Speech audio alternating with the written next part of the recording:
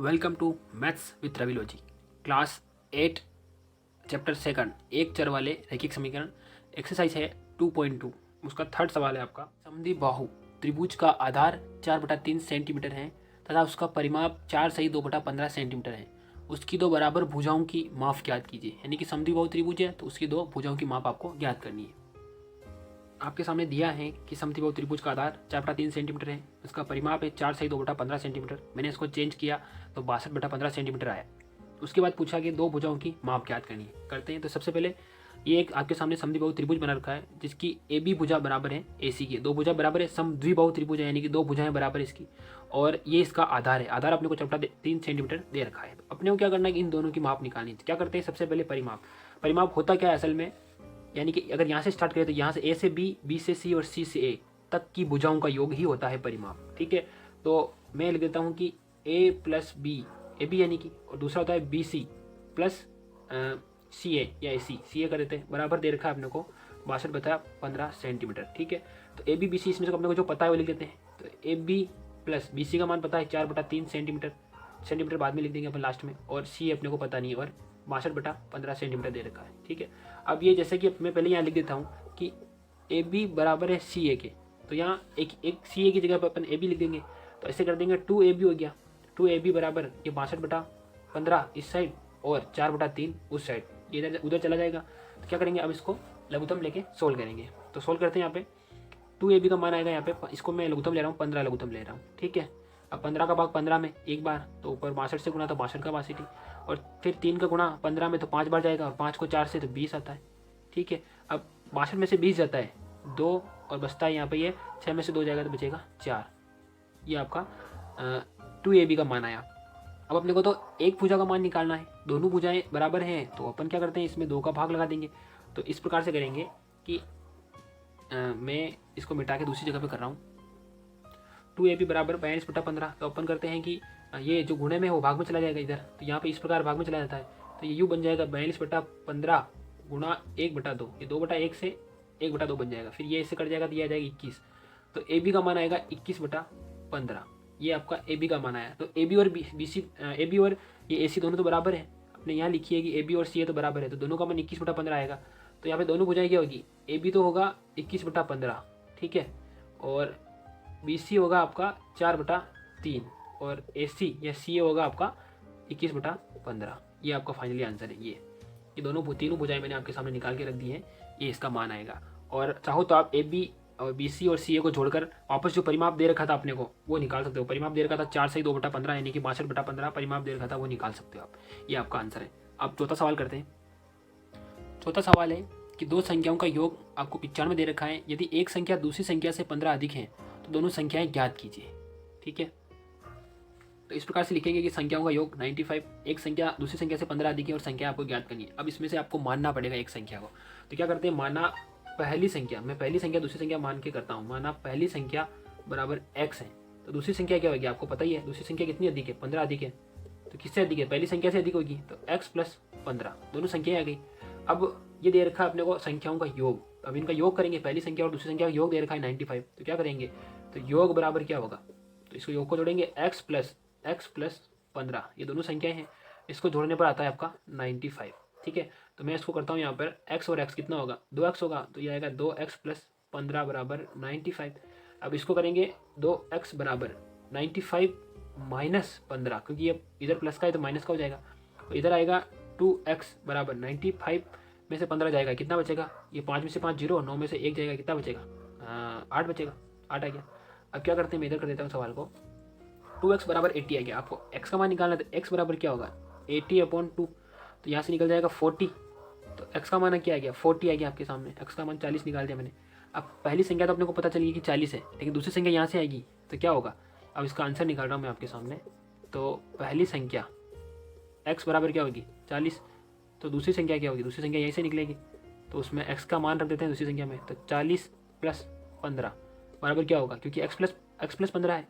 तो 40 + 15 कितना होता है, 50 और 5 55। ठीक है, दोनों आ गई।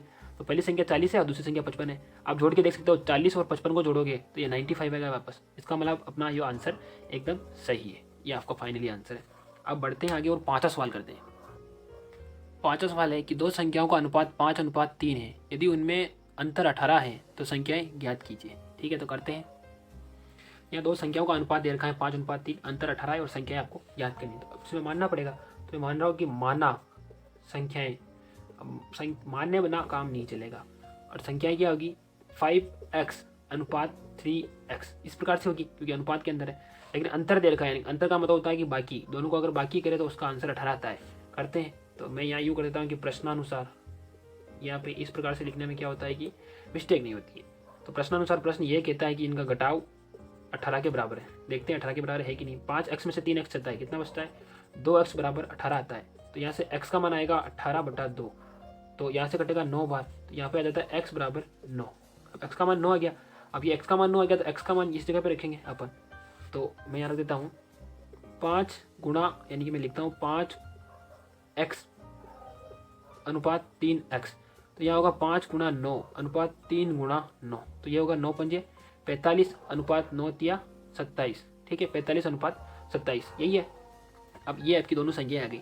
अब इसका अंतर 18 है, देख लेते हैं अगर आप अपना आंसर सही है कि नहीं है। तो देखो 45 में से 27 जाता है, कितना बचता है यहाँ पे 8, और यहाँ पे बचता है 1, 18 आ गया, यानी कि इनका अंतर वापस 18 आ गया, यानी कि अपना ये दोनों, ये आंसर निकाला अपना एकदम करेक्ट है। ये इसका फाइनली आंसर है। ठीक है, छठा सवाल है, 3 लगातार पूर्णांकों का योग 51 है, तो आपको पूर्णांक ज्ञात करने हैं। ठीक है, करते हैं। अब इसमें क्या करना है, मैं मान लेता हूँ कि माना कि अब पूर्णांक मानने हैं। पूर्णांक क्या होते हैं, प्लस और माइनस, धनात्मक और ऋणात्मक दोनों ही पूर्णांक कहलाते हैं। तो इसमें पूर्णांक लगातार हैं। अब लगातार कैसे, जैसे मैं पूछ लूँ कि एक संख्या अगर 5 है तो दूसरी क्या होगी, तो लगातार किस प्रकार से होगा, 5 + 1, तो दूसरी संख्या 6 होगी। तीसरी कौन सी होगी, तो 5 + 1 + 1, तो तीसरी संख्या होगी 7, यानी कि एक जोड़ना है उसके अंदर। तो मान लेता हूँ कि माना कि पूर्णांक x है, तो दूसरा क्या होगा, x + 1 होगा, तीसरा क्या होगा, x + 2 होगा। तो तीनों पूर्णांक हो गए। ये तो दे दिया आपने, मान लिया। अब प्रश्न क्या कहता है, प्रश्न के अनुसार अपने को लिखना है कि इनको जोड़ के लिखना है कि x + 1 + x + 2 और इनका योग है 51। अब क्या करते हैं, x को जोड़ लेते हैं, यहाँ पे 3x हो रहा, 3x + 2 और 1 कितना होता है, 3 बराबर होता है 51। अब यहाँ पर आएगा 3x बराबर 51 - 3, 51 में से 3 चला जाएगा, कितना बचेगा, ये बचेगा 3x बराबर 48। ठीक है, तो x की वैल्यू क्या आएगी, x की वैल्यू आएगी 48/3। तो यहाँ से क्या निकलेगा, 3 एकम 3 और 3 छंग 18, यानी कि x का मान 16 आ गया। अब देखो इधर मैं कर रहा हूँ, अगर x बराबर 16 है तो पहली संख्या क्या होगी, x बराबर 16, तो पहली संख्या क्या होगी, 16 हो गई। दूसरी क्या होगी, 16 + 1, दूसरी होगी 17, तो तीसरी क्या होगी, 16 + 2, तो ये होगी 18। तो ये आपका आंसर है 16, 17, 18। अब इनको जोड़ लो भले आप, 16 + 17 + 18, तो इनका योग 51 ही आता है और ये आपका फाइनली आंसर है। ठीक है, सातवां सवाल पूछा गया है कि 8 के 3 लगातार गुणजों का योग आपको 888 दे रखा है, तो गुणजों को आपको ज्ञात करना है। तो इसमें क्या करेंगे अपन, गुणज माना गुण है के अंदर और लगातार है गुणज, तो माना कि पहला गुणज। अब पहला गुणज क्या होगा, पहला गुणज 8 का ही होगा, तो माना कि पहला गुणज मैं x मान रहा हूँ। तो दूसरा क्या होगा, अब देखो 8 एकम 8, 8 दूनी 16, यानी कि अगर यहाँ पे 1 लेता हूँ, दूसरा गुणज मतलब क्या होगा, यानी कि 8 लिया हमने यहाँ पे, मान लो यहाँ पे 8 ले लिया। दूसरा गुणज क्या होगा, उसमें 8 जोड़ोगे तब वो संख्या 16 बनेगी। ठीक है, तो दूसरा गुणज क्या होगा, x + 8 होगा। और इसी प्रकार से तीसरा क्या होगा, x + 16, यानी कि 2 बार 8 जोड़ना है, इस प्रकार से x + 8 + 8, इस प्रकार से। तो तीनों गुणज हो गए। अब प्रश्न के अनुसार, प्रश्न क्या कह रहा है, प्रश्न कह रहा है कि इसको, इन गुणजों को जोड़ना है। ये देखो लगातार गुणजों का योग 888 है, तो जोड़ेंगे तो क्या होगा, x + x + 8 + x + 16। अब इनको जोड़ेंगे और मान आएगा 888। तो देखो x यानी कि x कितनी बार आया, 3 बार x आया, प्लस ये 8 और 1 16, कितना होता है, 24 होता है, बराबर क्या होगा 888। अब क्या करेंगे, 3x बराबर ये 888 में से अपना 24 चला जाएगा। ठीक है, तो क्या बचेगा, 3x बराबर, देखो 8 में से 4 जाता है, कितना बचता है 4, 8 में से 2 जाता है, कितना बचता है 6, और फिर 8, यानी कि 864 ये बचता है। अब आपको x का मान निकालना है, तो मैं x का मान इधर निकाल रहा हूँ कि x बराबर होगा 864/3, भाग लगा देंगे, 3 दूनी 6, फिर 2 बचता है, 3 8 है 24, फिर 2 बचता है और 3 8 है 24, यानी कि x का मान आता है आपका, x बराबर आता है 288। ये आपका x का मान आता है, x का मान आ गया, यानी कि पहली संख्या आ गई। आपको तीनों गुणज चाहिए। अब तीनों गुणज कैसे निकालेंगे, पहला गुणज आ गया 288, दूसरे गुणज में क्या करेंगे, 8 जोड़ देंगे यहाँ पे। तो मैं लिख देता हूँ x बराबर तो हो गया 288, तो ये पहला गुणज हो गया, ये पहला। अब दूसरा क्या होगा, मैं दूसरा लिख देता हूँ यहाँ पे, दूसरा 8 जोड़ना है, तो 288 में 8 जोड़ो, 8 दूनी 16 का 6, हासिल का 1, ये होता है 9, 296। तीसरा क्या होगा, तीसरे में क्या करना है, इसमें जो 288 है उसमें 16 जोड़ना है आपको, तो मैं यहाँ पे जोड़ के बताता हूँ आपको साइड में। ये देखो 288 के अंदर आपको 16 जोड़ना है, तो 6 दूनी 12, 14 का 4, हासिल का 1, और 8 1 9 1 10 की सुपर, हासिल का 1, ये हो गया 304। तो मैं यहाँ पे मिटा के लिख रहा हूँ 304। ये देखो तीनों गुणज, पहला दूसरा तीसरा। अब अगर आप इनका योग करेंगे तीनों का, तो ये 888 आ जाएगा, यानी कि अपना आंसर एकदम सही है, ये प्रूव हो चुका है। यही आपका फाइनली आंसर है, तीनों गुणज मैंने आपके सामने निकाल के रख दिए हैं। और इसी प्रकार से आपको आगे के सवाल करने हैं। इस वीडियो में इतना ही, इस वीडियो को सपोर्ट करें, अगली वीडियो में मिलते हैं बहुत जल्द, तब तक के लिए